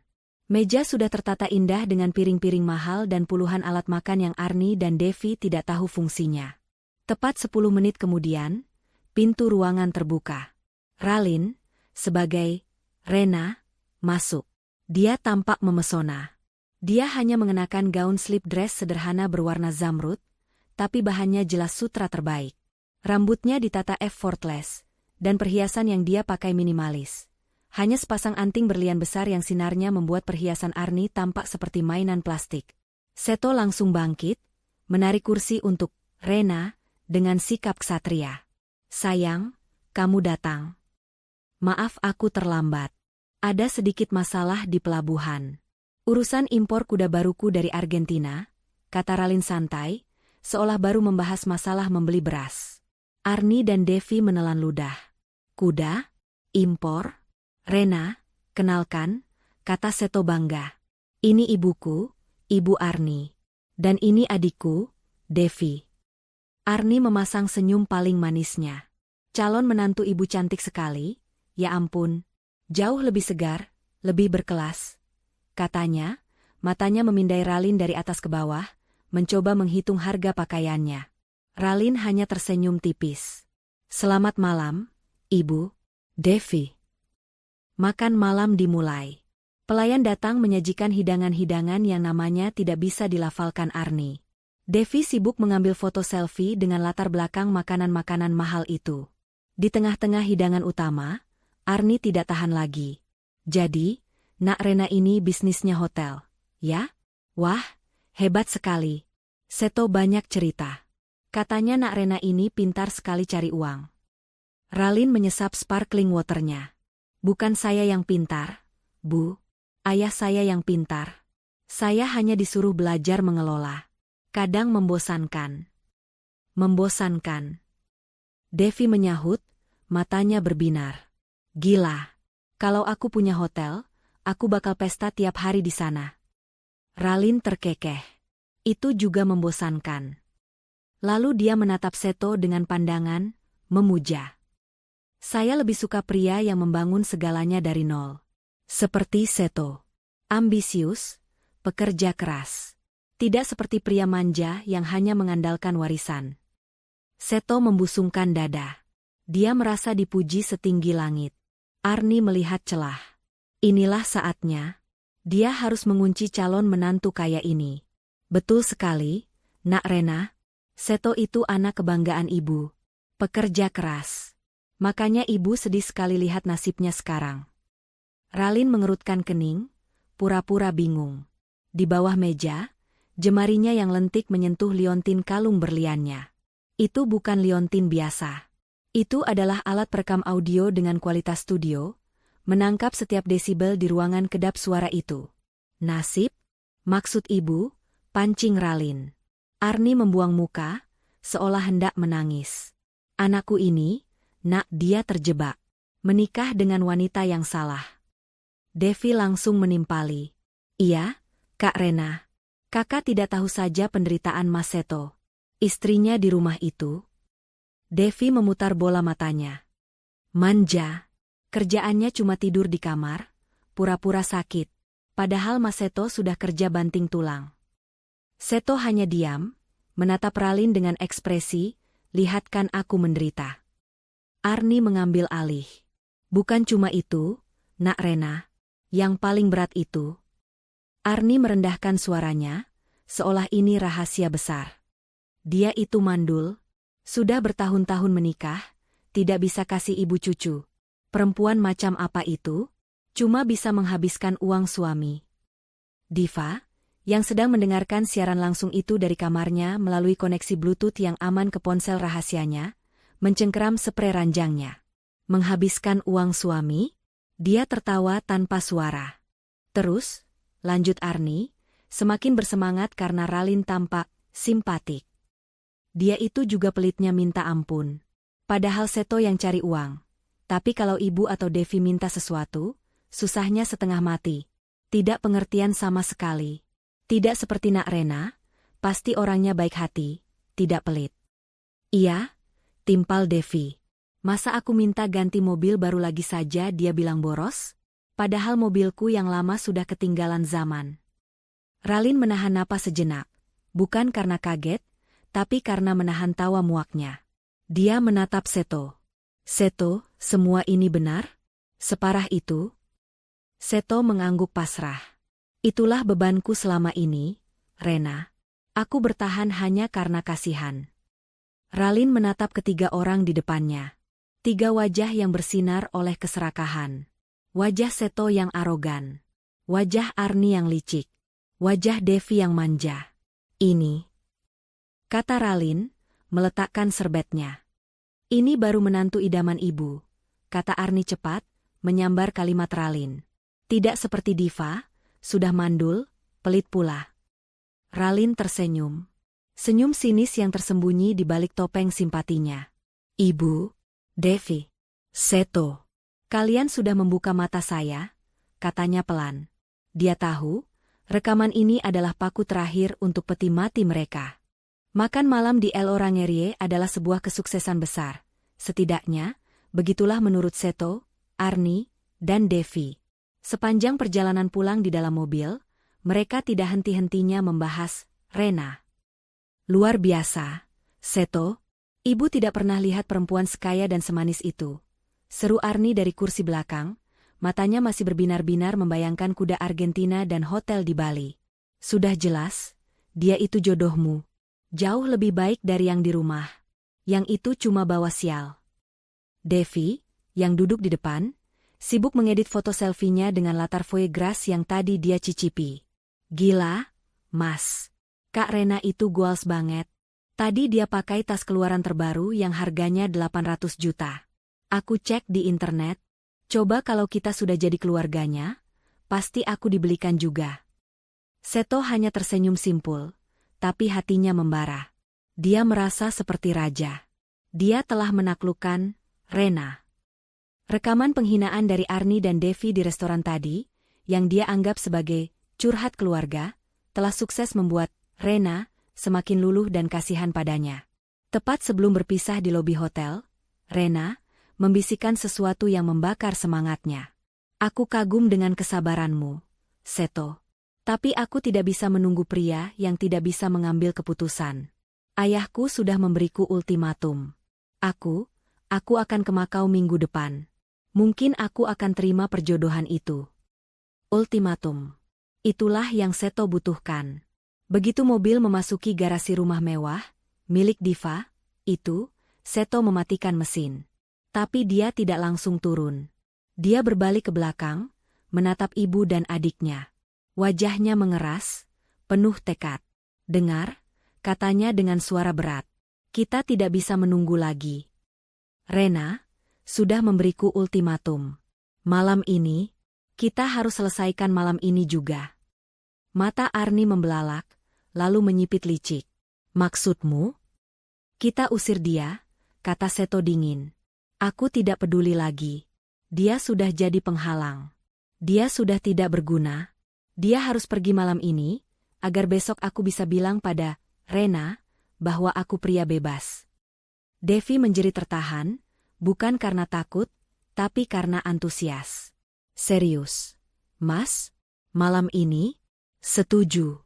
Aku sudah tidak sabar mau mendekorasi ulang kamar utama. Arni mengangguk-angguk mantap. Bagus. Bagus, Seto. Itu baru anak ibu. Cepat. Jangan beri dia waktu lagi. Ambil kembali rumahmu. Ambil kembali hidupmu. 3 orang itu keluar dari mobil dengan misi yang sama. Mereka bukan lagi keluarga yang baru pulang makan malam. Mereka adalah regu eksekutor. Mereka berjalan masuk ke lobi rumah. Kesombongan memancar dari setiap langkah mereka. Rumah itu sepi. Asisten rumah tangga sudah masuk ke kamarnya di paviliun. Mereka tidak perlu bicara. Mereka saling memandang, lalu bersama-sama melangkah menaiki tangga spiral megah itu. Langkah mereka berat dan penuh keyakinan. Seto tidak mengetuk. Dia langsung membanting pintu kamar utama hingga terbuka lebar. Pintu itu menghantam dinding, menimbulkan suara keras yang menggema. Diva, yang sedang tidur, dia telah mendengarkan suara mobil mereka tiba, tersentak bangun. Dia memainkan perannya dengan cemerlang. Dia menarik selimut menutupi dada, matanya membelalak ketakutan, rambutnya sengaja dibuat sedikit acak-acakan. Mas? Ibu? Devi? Ada apa ini? Tanyanya, suaranya dibuat bergetar. Arni melangkah masuk lebih dulu, tangannya berkacak pinggang. Tatapannya penuh kebencian. Cukup sandiwaramu, Diva. Berhenti pura-pura sakit. Kami sudah muak. Devi menyusul, bersandar di kusen pintu dengan tangan terlipat. Senyumnya sinis. Waktu bermainmu sudah habis, kakak ipar. Seto adalah yang terakhir masuk. Dia berdiri di tengah ruangan, menatap Diva yang meringkuk di ranjang. Tidak ada lagi kepura-puraan di wajahnya. Tidak ada lagi nada khawatir palsu. Yang ada hanya tatapan dingin dan kejam. Seto, ada apa ini? Kenapa kalian? Diva membiarkan suaranya pecah, seolah hendak menangis. Aku sudah muak. Diva, bentak Seto. Muak dengan pernikahan ini. Muak hidup dengan wanita penyakitan sepertimu. Kamu cuma beban dalam hidupku. Beban? Ulang Diva lirih. Iya, beban, sahut Arni, suaranya melengking. Kamu tidak bisa mengurus suami. Kamu tidak bisa memberi kami keturunan. Kamu mandul. Kamu cuma bisa menghabiskan uang anakku. Istri macam apa kamu ini? Setiap hinaan itu direkam. Bukan oleh alat, tapi oleh ingatan Diva yang kini setajam baja. Tapi aku tidak. Sudah, Div, potong Seto. Aku sudah tidak tahan lagi. Aku sudah menemukan wanita yang jauh lebih baik darimu. Wanita yang sehat, cantik, kaya raya, dan sepadan denganku. Wanita yang mengerti ambisiku. Bukan wanita lemah sepertimu. Diva menatap suaminya. Air mata, palsu, mulai menggenang di pelupuk matanya. Jadi, kamu selingkuh. Mas, kamu tega. Itu bukan urusanmu lagi. Seto maju selangkah. Aku mau kita cerai. Dan aku mau kamu pergi dari rumah ini. Malam ini juga. Inilah kalimat yang Diva tunggu. Dia membiarkan satu tetes air mata jatuh. Pergi? Kemana aku harus pergi malam-malam begini? Seto, ini rumah kita. Arni tertawa terbahak-bahak. Tawa yang kering dan jahat. Rumah kita? Hahaha. Jangan mimpi kamu. Ini rumah anakku. Seto yang kerja banting tulang. Kamu itu cuma benalu yang numpang hidup. Sekarang, benalu itu harus dicabut. Arni maju ke lemari, membukanya kasar, dan menarik beberapa helai pakaian Diva, melemparkannya ke lantai. Cepat, ambil barang-barangmu. Jangan kotori rumah anakku lagi. Pergi kau dari rumah ini. Teriak Seto, menirukan nada ibunya. Ini rumah suamiku. Dia sudah punya calon istri lagi yang lebih darimu. Diva tahu, kalimat terakhir itu adalah repetisi dari Arni, tapi dia biarkan. Itu adalah puncak kemarahan mereka. Dia memainkan babak terakhirnya. Dia menangis. Tangisan yang menyayat hati, penuh keputusasaan. Jangan, Mas, jangan usir aku. Aku minta maaf kalau aku punya salah. Aku akan berubah. Dia mencoba turun dari ranjang, seolah hendak bersujud di kaki Seto. Tapi Seto mundur selangkah, menatapnya dengan jijik. Aku tidak sudi disentuh olehmu. Pergi. Ambil barang-barangmu yang paling berharga saja, dan enyahlah. Tangisan Diva berhenti mendadak. Dia menatap Seto, lalu Arni, lalu Devi. Wajahnya menunjukkan kekalahan total. Baik, bisiknya. Kalau itu yang kalian mau. Dia tidak beranjak ke walk-in closet raksasa tempat gaun-gaun mahalnya tergantung. Dia juga tidak mengambil kotak perhiasannya. Dia hanya berjalan ke meja nakas, mengambil tas tangan kecil yang selalu ada di sana. Dia membuka laci, mengambil dompet, decal, dan ponsel, decal. Dia memasukkannya ke dalam tas. Hanya itu. Arni dan Devi ternganga, lalu tertawa mengejek. Hanya itu? Hanya tas kecil itu yang kamu bawa dari rumah semewah ini? Cibir Devi. Dasar gembel. Ternyata kamu memang tidak punya apa-apa. Diva tidak menjawab. Dengan bahu terkulai dan kepala tertunduk, dia berjalan pelan menuju pintu. Dia sengaja menyeret langkahnya, seolah setiap langkah adalah penderitaan. Saat dia melewati Seto, dia berhenti sejenak. Aku doakan kamu bahagia, Mas, lirihnya. Seto mendengus. Aku pasti bahagia tanpamu. Diva berjalan keluar dari kamar, menuruni tangga. 3 orang itu mengikutinya dari belakang. Bukan untuk mengantar, tapi untuk memastikan dia benar-benar pergi. Saat Diva membuka pintu utama, Arni berteriak dari atas tangga. Dan jangan pernah berani kembali lagi, ya? Rumah ini sudah bersih dari penyakit sepertimu. Diva melangkah keluar ke udara malam yang dingin. Dia hanya mengenakan piyama sutra tipis dan jubah tidur. Pintu utama itu tertutup di belakangnya dengan suara, bam, yang keras dan final. Di dalam rumah, terdengar suara tawa kemenangan. Seto, Arni, dan Devi berpelukan. Mereka berhasil. Mereka telah mengusir sang ratu, dan mereka siap mengambil alih istana. Di luar gerbang, Diva terus berjalan. Dia tidak menoleh ke belakang. Satpam di pos jaga menatapnya bingung, tapi tidak berani bertanya. Setelah berjalan 100 meter, di tikungan jalan yang gelap, Diva berhenti. Dia tidak lagi menangis. Wajahnya yang tadi pucat dan ketakutan, kini mengeras. Dia mengusap air mata palsunya. Dia merogoh ke dalam lapisan tersembunyi di tas kecilnya, dan menarik keluar ponsel rahasia yang sebenarnya. Dia mengirim satu pesan singkat ke Ralin. Aku keluar. Mereka tertawa. Sampai jumpa besok pagi, pukul 8. Sebuah mobil sedan hitam legam tanpa tanda, meluncur dari kegelapan dan berhenti tepat di sampingnya. Pintu belakang terbuka. Diva masuk dengan tenang, membawa serta satu tas kecil dan rencana pembalasan yang akan segera dieksekusi saat Fajar tiba.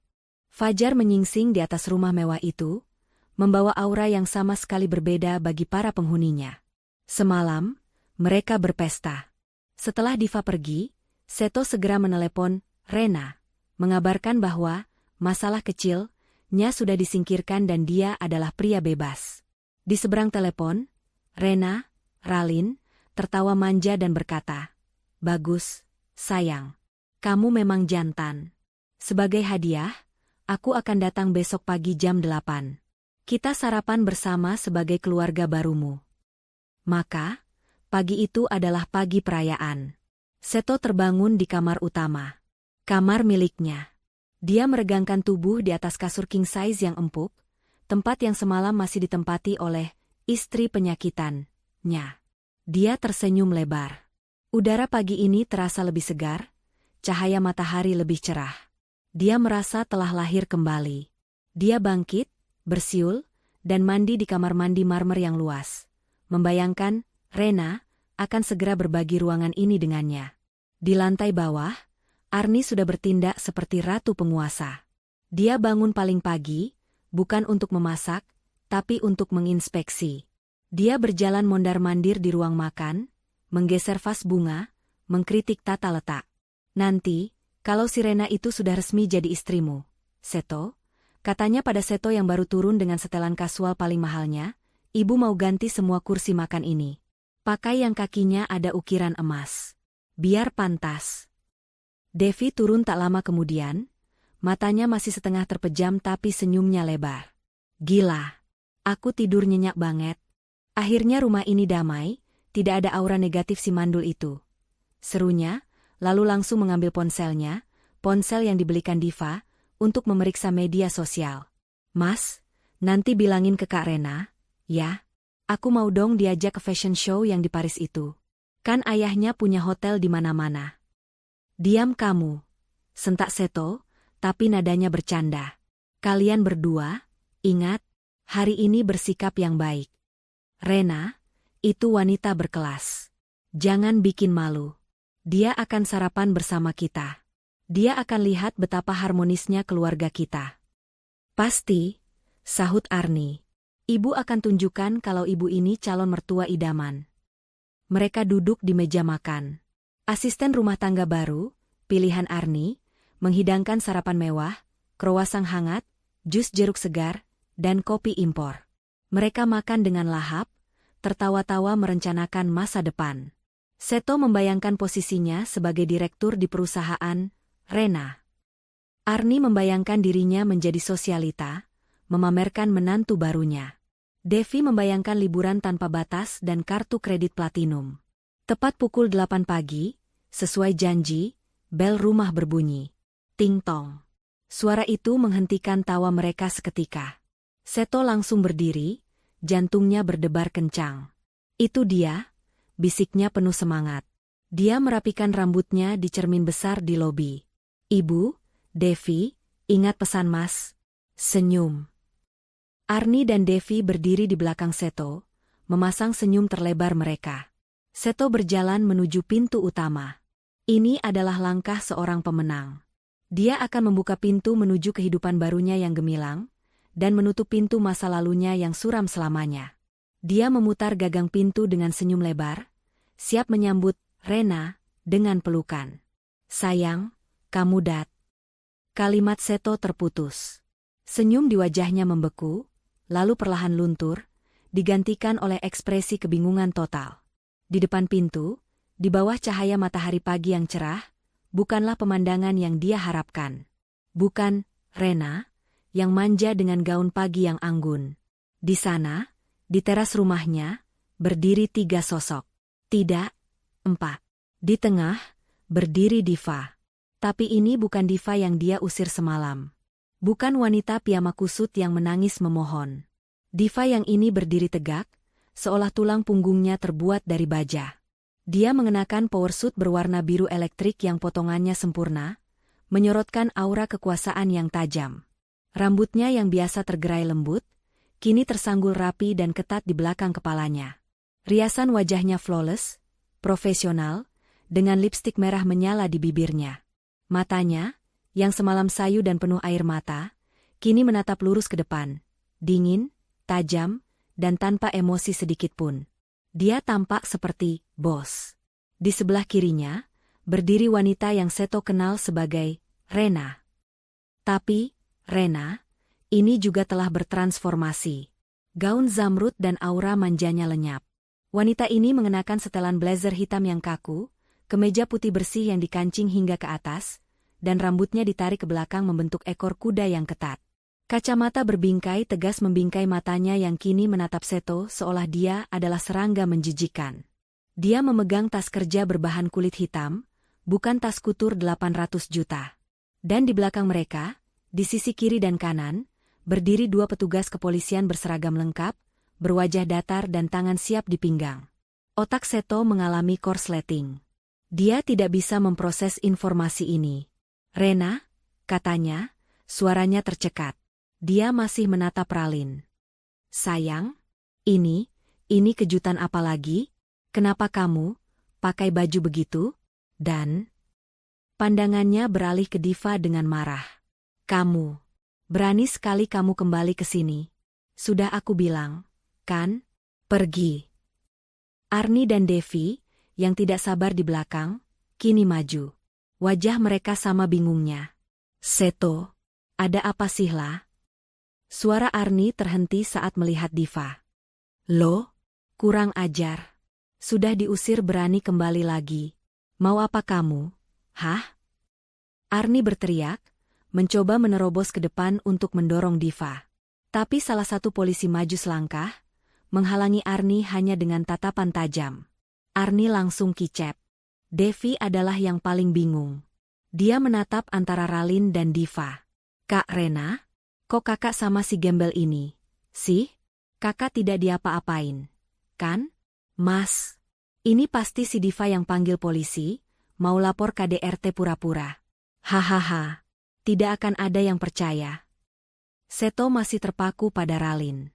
Rena, jelaskan. Ralin melangkah maju selangkah. Dia tidak menatap Seto. Dia menatap lurus ke depan, seolah berbicara kepada audiensi yang tak terlihat. Suaranya terdengar. Bukan suara manja yang biasa Seto dengar. Ini adalah suara yang tajam, jernih, dan penuh otoritas. Suara yang biasa terdengar di ruang pengadilan. Selamat pagi, kata Ralin, suaranya menggema di lobi yang hening. Saya perlu klarifikasi. Nama saya Ralin. Raline sarjana hukum, magister hukum, katanya, setiap suku kata diucapkan dengan penekanan yang dingin. Bukan, Rena. Bukan, sayang. Dan sudah pasti bukan, Kak Rena. Wajah Seto, Arni, dan Devi berubah pucat pasi secara bersamaan. Ralin memutar kepalanya, menatap El Gurus ke mata Seto. Dan saya di sini bukan untuk sarapan, Pak Seto. Saya di sini sebagai kuasa hukum. Ralin mengambil jeda dramatis, lalu menggerakkan tangannya dengan elegan ke arah Diva yang berdiri diam seperti patung es di sampingnya. Dari klien saya, Ibu Diva Adiratna. Pemilik sah dan satu-satunya dari properti dengan nomor sertifikat hak milik 7789A, tempat di mana Anda bertiga sedang berdiri sekarang. Keheningan yang pecah. Pernyataan Ralin menggantung di udara lobi yang mewah itu, lebih dingin dan lebih tajam daripada pisau. Pemilik sah dan satu-satunya. Ibu Diva Adiratna. Otak Seto, yang beberapa detik lalu dipenuhi euforia kemenangan, kini mengalami korsleting total. Dia menatap Ralin, lalu ke Diva, lalu kembali ke Ralin. Kebingungan di wajahnya berubah menjadi amarah yang panik. Kuasa hukum, ulang Seto, suaranya serak. Rena, sayang ini lelucon apa? Kamu sepupu Diva? Dia tertawa, tawa sumbang yang terdengar menyakitkan.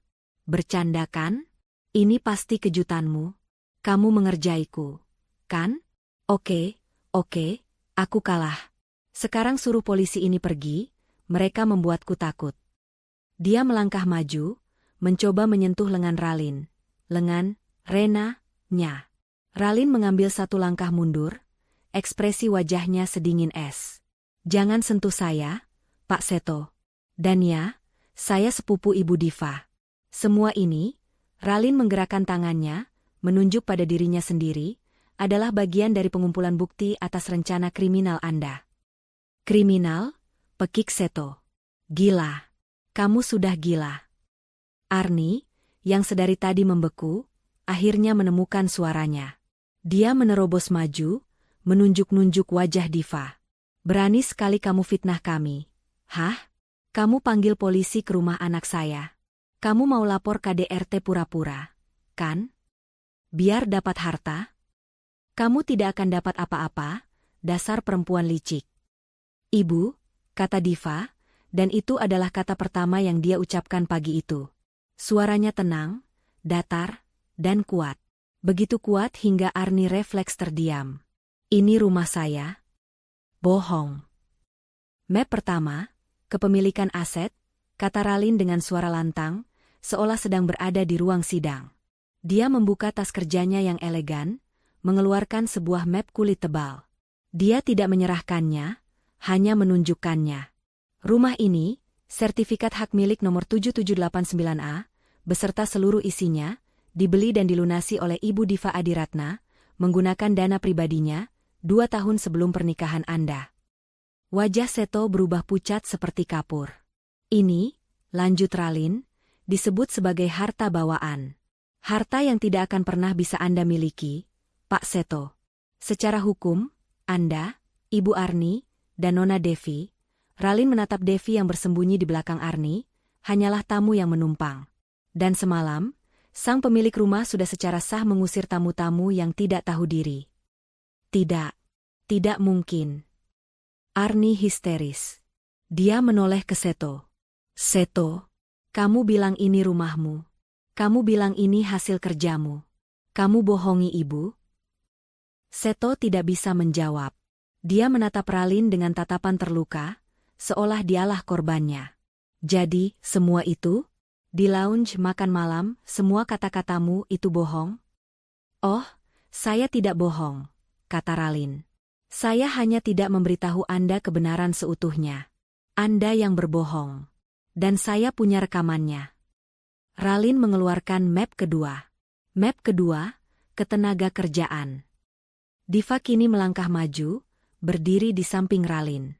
Dia menatap lurus ke mata Seto. Kamu bekerja di perusahaan properti, Mas. Kamu bangga sekali dengan posisi manajermu. Kamu sering mengeluh tentang direksi. Perusahaan tempat Anda bekerja, Timpal Ralin, PT Properti itu, adalah anak perusahaan yang 90% sahamnya dimiliki oleh Adiratna Holding Group. Dan direktur utama, sekaligus pemilik saham mayoritas Adiratna Holding Group.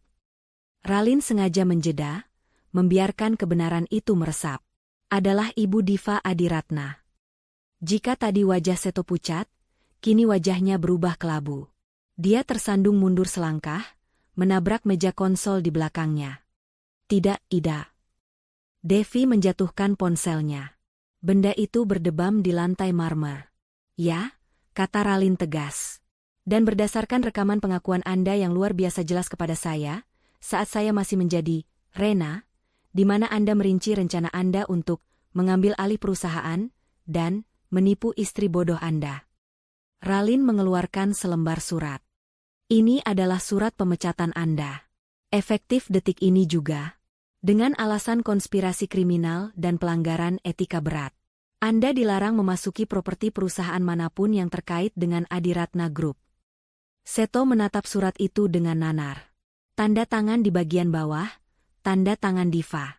Tanda tangan yang sama yang dulu sering dia lihat di cek-cek pembayaran tagihan mereka. Kalian menjebakku. Pekik Seto, suaranya pecah. Anda menjebak diri Anda sendiri, balas Diva dingin. Sudah. Cukup. Arni tiba-tiba berlutut. Kali ini bukan akting. Itu adalah kepanikan murni. Dia merangkak ke arah Diva. Diva, menantuku sayang. Maafkan ibu. Maafkan kami. Ibu hilaf. Kami semua hilaf. Seto, minta maaf sama istrimu. Seto? Seto hanya diam membatu. Kami tidak akan ulangi lagi.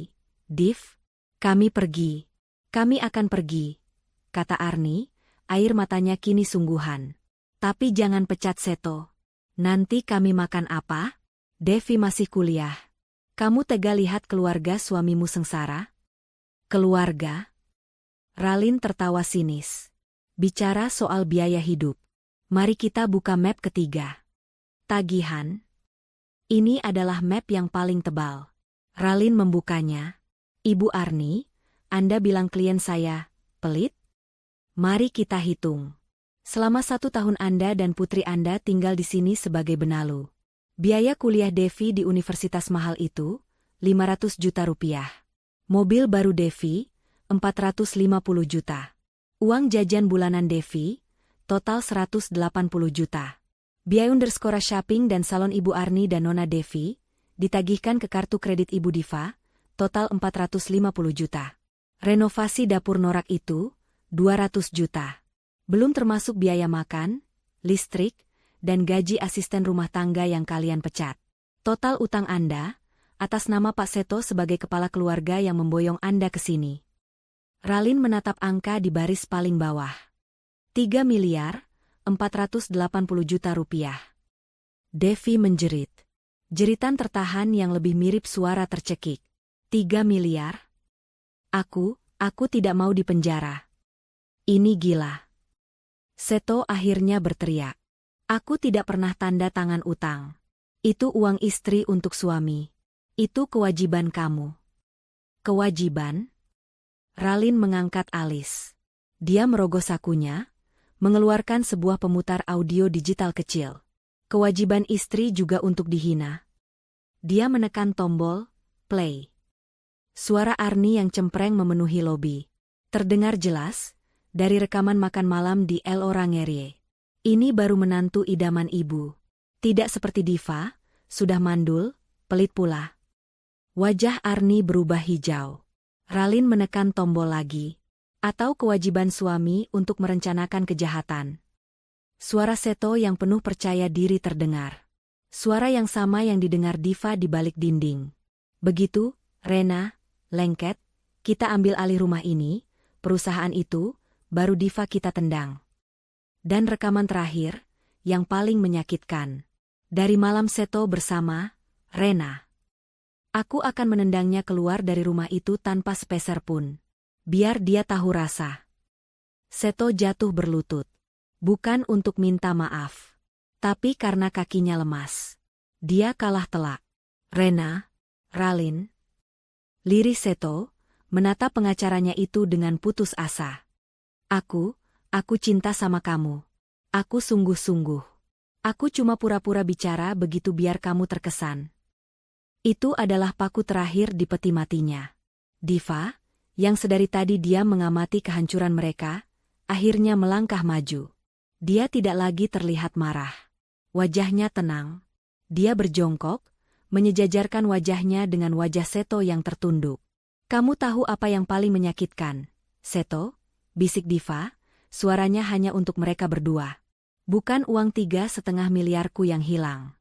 Aku bisa mendapatkannya kembali dalam sebulan. Bukan perusahaan yang coba kamu curi. Aku bisa membangun 10 lagi. Dia menatap mata pria itu.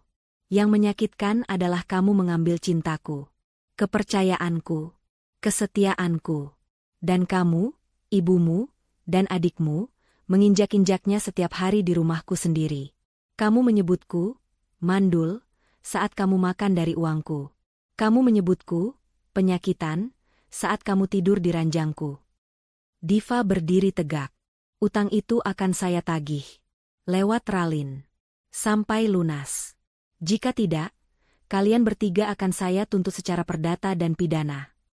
Diva berbalik, tidak sudi lagi melihat wajah mereka. Ralin, bersihkan rumahku. Ralin mengangguk. Pak polisi, katanya kepada petugas. Klien saya ingin rumahnya dikosongkan sekarang juga. Mohon kawal ketiga individu ini keluar dari pekarangan. Mereka dilarang mengambil barang apapun selain pakaian yang menempel di badan mereka. Tidak, jerit Arni, mencoba memeluk kaki meja marmer. Ini rumahku. Aku tidak mau pergi. Mobilku, laptopku, tasku, raung Devi histeris. Mobil dan semua barang mewah itu akan disita sebagai jaminan awal pembayaran utang, kata Ralin dingin. Para polisi itu bertindak efisien. Tanpa kekerasan, tapi tegas. Arni digiring, meronta-ronta dan mengumpat. Devi ditarik, menangis meraung-raung. Seto, dia tidak melawan. Dia berjalan seperti zombie. Pria yang tadinya raja, kini tidak punya apa-apa. Pintu utama ditutup dengan keras. Keheningan total kembali menyelimuti rumah itu. Diva berdiri membelakangi pintu, menatap lobi rumahnya yang terasa asing. Dia memejamkan mata sejenak. Kamu tidak apa-apa, Div? Tanya Ralin lembut. Diva membuka matanya. Tidak ada air mata. Hanya kelegaan. Aku akan baik-baik saja. Dia berbalik, menatap sepupunya. Ralin, terima kasih. Kapanpun, senyum Ralin. Diva berjalan ke jendela besar, membuka tirai lebar-lebar. Cahaya matahari pagi membanjir masuk, menerangi debu-debu yang beterbangan. Tolong panggil tim cleaning service profesional, kata Diva. Aku mau rumah ini didisinfeksi. Aku mau buang semua perabotan yang mereka sentuh. Aku mau ganti catnya. Ratu itu telah kembali ke istananya. Dan dia siap untuk memulai hidup baru. Pesan moral. Jangan pernah salah mengartikan kebaikan dan kesabaran sebagai kebodohan. Seekor singa betina yang dia mungkin terlihat lemah. Namun saat batasnya dilewati, dia tidak akan ragu untuk menunjukkan siapa pemilik tahta yang sebenarnya.